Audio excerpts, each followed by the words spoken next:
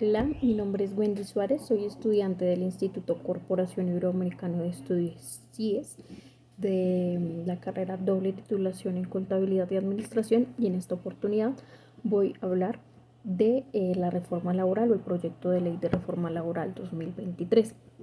Vamos a enfocarnos en los 10 principales puntos que tiene esta reforma laboral,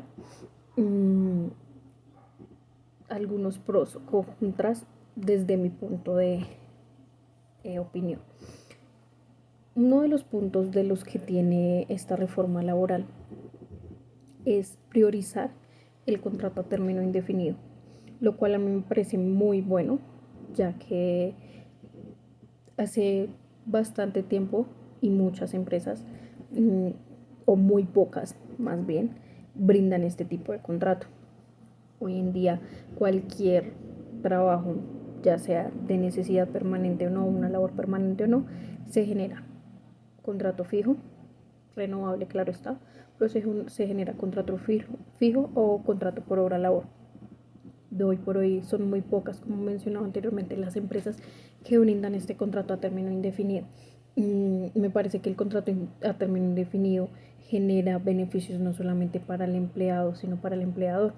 Digamos que para el empleador puede significar una reducción, como yo lo veo, en la tasa de lo que es la rotación de personal, porque si bien el que la gente se retire de las empresas no, digamos, su causa principal no es el tipo de contrato, sí implica que el contrato no sea estable, en muchas de las ocasiones es uno de los motivos por los cuales se decide generar este cambio de labor.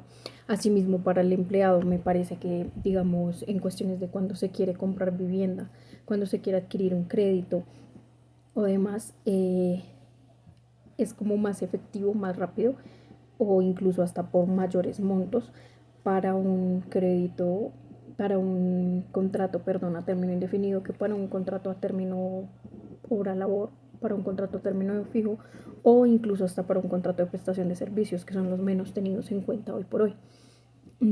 Asimismo, cuando se genera una referenciación de hoja de vida o demás, va a tener mucho más peso el que tú digas para este tipo de estudios o demás que estás en un contrato a término indefinido que en cualquier otro tipo de contrato. Otro de los que me parece importante es que se recupera como tal lo que con la ley 100 se abolió, que era como que el recargo nocturno iba a empezar a las 6 de la tarde.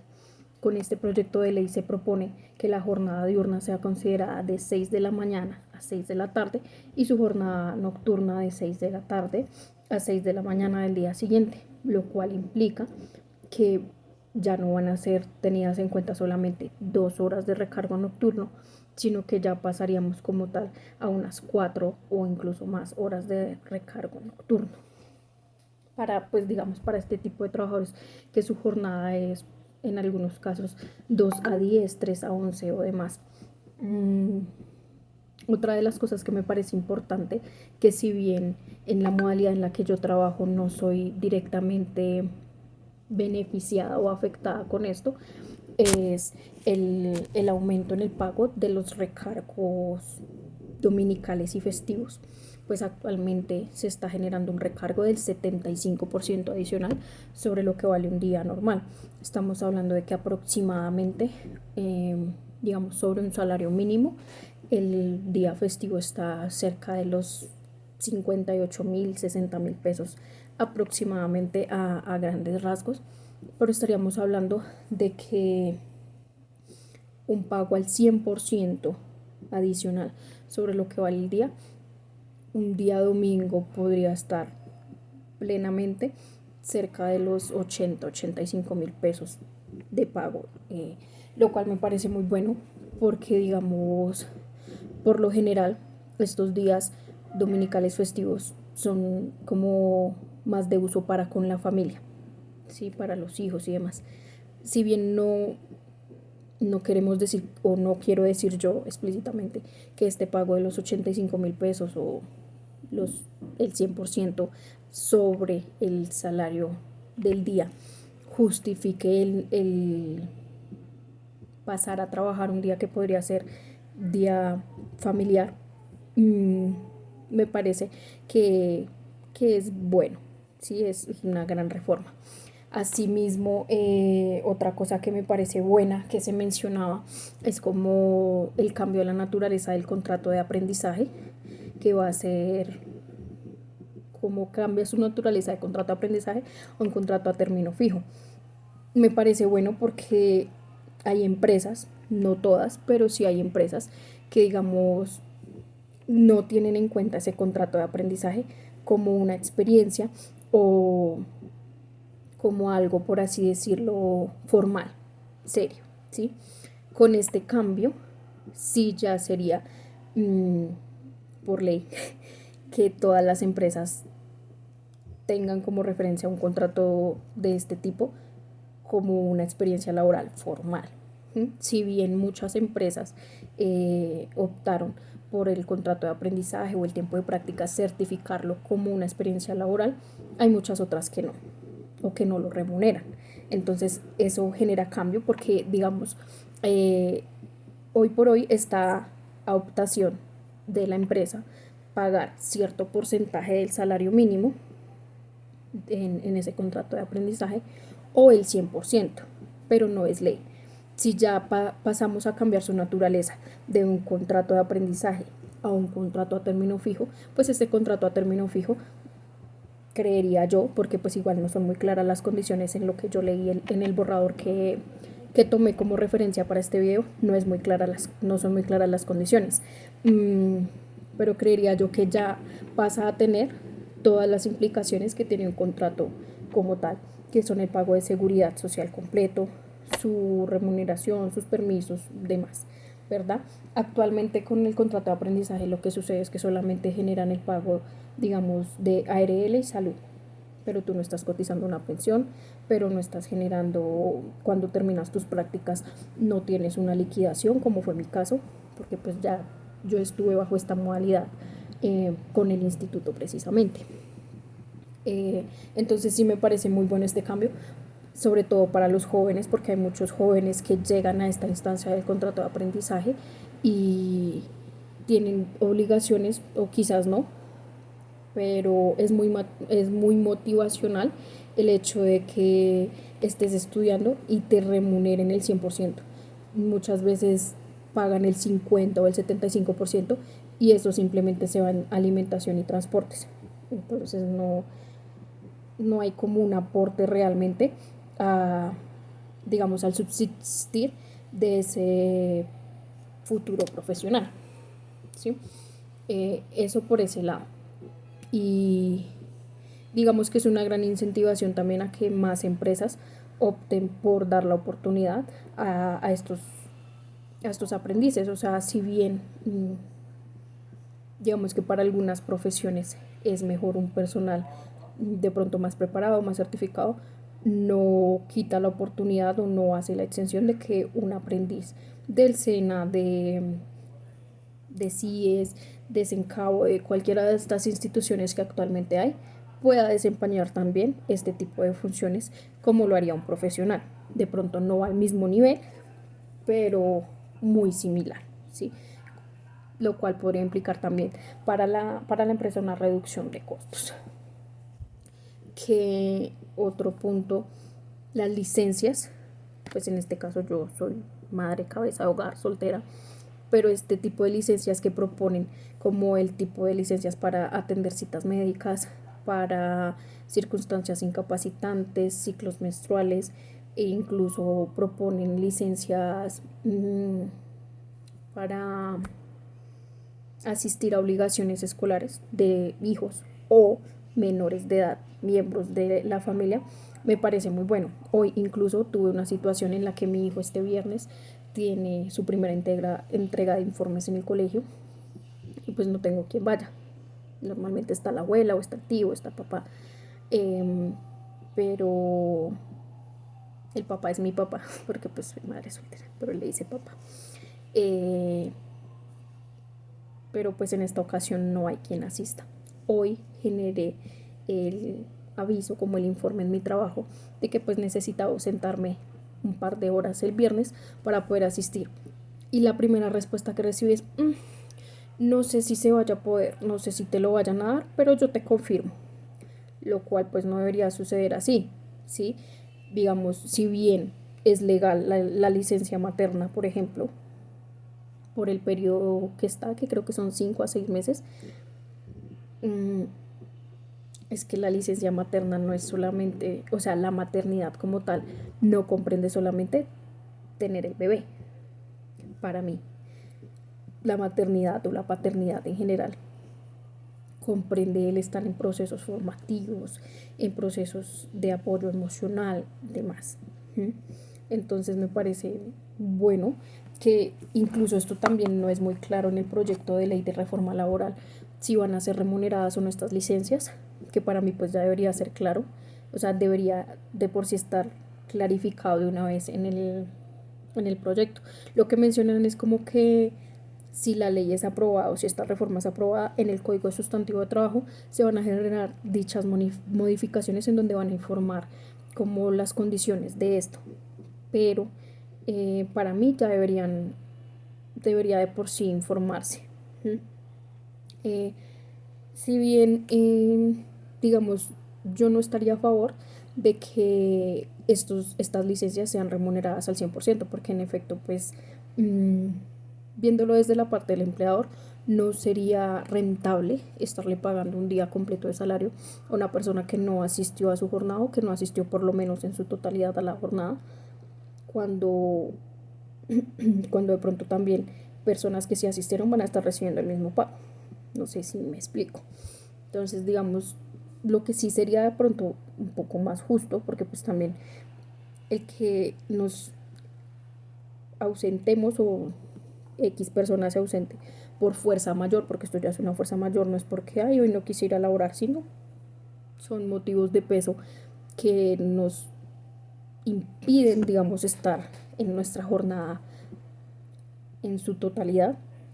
Lo que yo diría es como que se remunere, no sé, un ejemplo, el 50% del día, o que se remunere el 60% del día, como lo hacen con algunas incapacidades. Pero de por sí ya me parece muy buena la propuesta, porque ya sería como estar suscribiendo en el código de trabajo y en la norma general, que es un derecho, ¿sí? El poder asistir a citas médicas, el poder asistir a reuniones de informes escolares, de clausuras, grados, demás, y que el empleador como tal no se pueda negar, ¿sí? O que no pueda decir, déjamelo válido, sino que ya, digamos que de cierta manera el empleador estaría obligado a conceder este tipo de permisos. En mi opinión, deberían dejar claro si es o no es remunerada. Que si no es remunerada, no estaría mal, porque por si el solo hecho de que tengas el derecho sin lugar a que te digan que no, a asistir a este tipo de eventos o atender tus necesidades de salud y demás, para mí ya eso está súper bien. Otra, Otro punto que se priorizaba es como, digamos, el tema de cambio de condiciones para los trabajadores domésticos.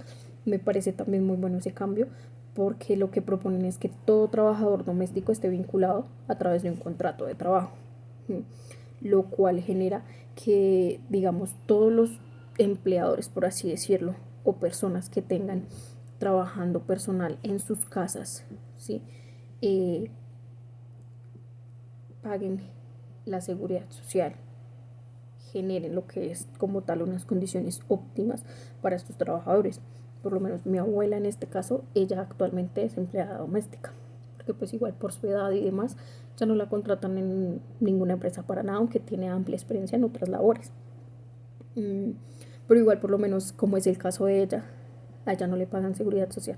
Una de las condiciones con las personas con las que trabajan, claramente ya pues trabaja en este momento por días, entonces tiene como varios jefes, por así decirlo. pero una de las condiciones de uno de estos jefes, no todos, es precisamente esa, que tiene que estar en el CISBEN.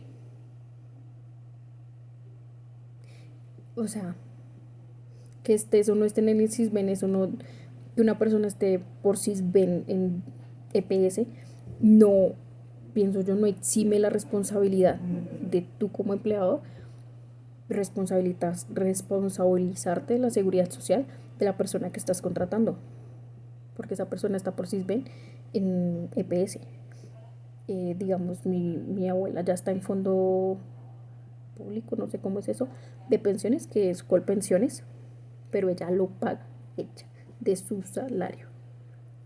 Entonces, sí, mmm, aparte no tiene ARL, el que no trabaje en casa familiar haciendo labores de ama de casa no quiere decir que no esté expuesto a riesgos como quemaduras, como, no sé, una caída por las escaleras y se lesionó, se fisuró, se fracturó. ¿Y quién responde en este tipo de casos? Entonces, digamos que sí me parece muy bueno en esto de la reforma laboral. Realmente de lo que yo leí en el borrador, lo único con lo que no estoy de acuerdo hasta el momento es el tema de volver al preaviso, porque lo que propone es como que mmm, todo trabajador va a tener que generar un cumplimiento de 30 días de preaviso antes de dar por terminada su relación laboral con el empleador. Pues también dicen como que esto no va a implicar o no va a tener implícito una sanción jurídica o demás al incumplimiento de ese preaviso, ¿verdad? Pero digamos que yo sobreentiendo y sé, porque estamos en Colombia, por favor, que a futuro lo que van a hacer es que eso sea obligatorio, ¿sí? Y muchas empresas van a tomar el papel de que si no se paga el preaviso, entonces no van a generar el pago de la liquidación. O si no paga preaviso, sí, como este tipo de amenazas. Entonces no me parece que, digamos, eso sí fue de cierta manera algo bueno que hizo la ley en el 2002, creo que fue que se eliminó eso del preaviso. Entonces es como estar volviendo 20 años atrás, perdón, eh, y no, es como con lo único. Lo que más resalto de esta reforma es el hecho de que para la terminación de un contrato a personas como lo son prepensionados, mujeres en embarazo o en lactancia, eh, personas que tengan como una condición de salud mm, determinada, digamos, no, no, no de gravedad como tal, pero sí que tengan cierta condición de salud que esté justificada.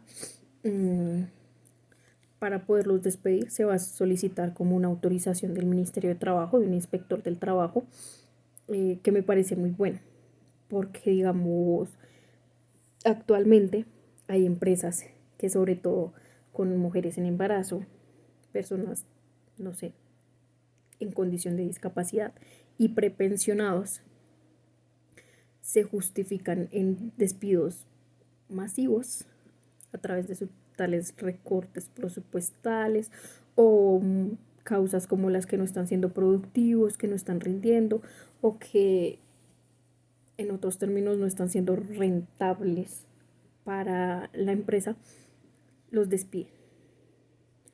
Y digamos, esto para mí es donde se ven más afectados, sobre todo el personal que está a puertas de pensionarse. No digo que los demás no se vean afectados, pero en menor medida, porque digamos, personas jóvenes se pueden ubicar laboralmente, digamos que más rápido, que si bien actualmente no es que haya mucha oferta laboral o que las condiciones realmente no sean muy buenas, porque sí está un poco complicado conseguir trabajo, no es mi caso, pero sí conozco de varios. que les ha sido muy difícil conseguir trabajo y llevan 3, 4, 5, 6 meses desempleados. En fin, el punto es que las personas jóvenes se pueden ubicar mejor laboralmente y de pronto de manera más rápida. Pero una persona que ya está a puertas de pensionarse, estamos hablando de una persona, ejemplo, de 55, 58 años, son personas que hoy por hoy las empresas ya no las contratan, no las contratan. Entonces es como negarles la oportunidad a una vejez digna, lo cual es constitucional, una vejez digna. ¿Por qué? Porque al no contratarlas, muchas de estas personas, si bien algunas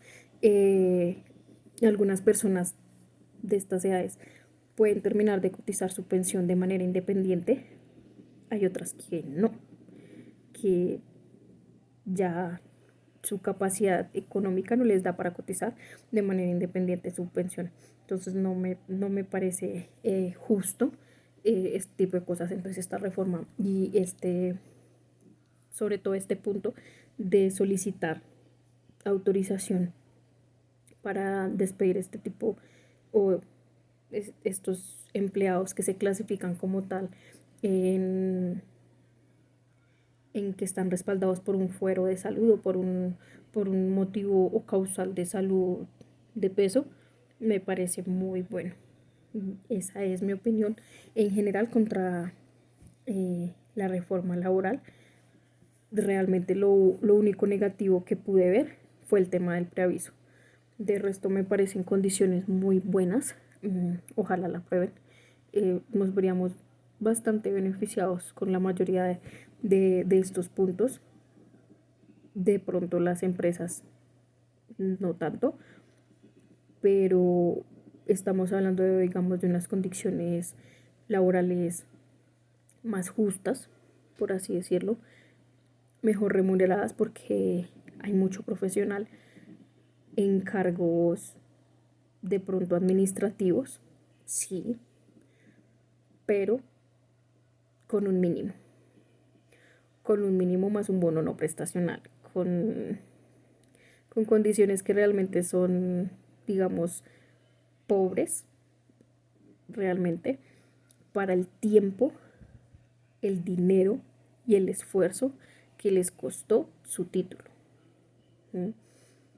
Y eso pasa mucho, que, no sé, invierte 10, 15 años de carrera, esto en tiempo y en dinero, alrededor de 50 millones de pesos o incluso más, dependiendo de la universidad en la que estudien, para salir a devengar no más de un salario mínimo, no más de, no sé, 1,500,000, 1,600,000, máximo 2,500,000 le están pagando a un profesional que no me parece justo. Y ya, esa es mi opinión. Muchas gracias.